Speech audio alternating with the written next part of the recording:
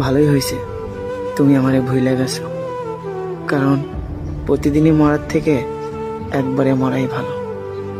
আরে তোমার সাথে কথা বলার জন্য যে পাগলামো আমি করি, আর তুমি প্রতিদিনই আমাকে অবহেলা করো। আর সে অবহেলা পেয়ে আমি বেঁচে থেকে মরার মতো করি। তাহলে প্রতিদিনই মরার থেকে একবারে ভুলে যাওয়াই ভালো। তবে একটা কথা মনে রেখো, আমার মতো মায়া কইরা তোমারে কেউ ভালোবাসবে না।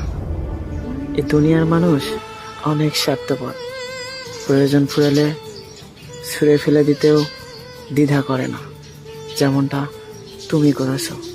তোমার জন্য কি না করেছি আমি।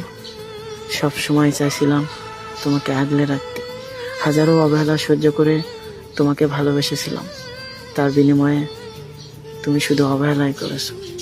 সবসময় ভাবছিলাম যত কষ্টই হোক এই মানুষটা আমার পাশে থাকুক, কিন্তু তুমি আমাকে যত্ন সহকারে ঠকাইছো, যেমনটা মানুষ কখনো মানুষকে ঠকায় না। তারপরেও তোমাকে তো আর অভিশাপ দিতে পারবো না। ভালো থেকো।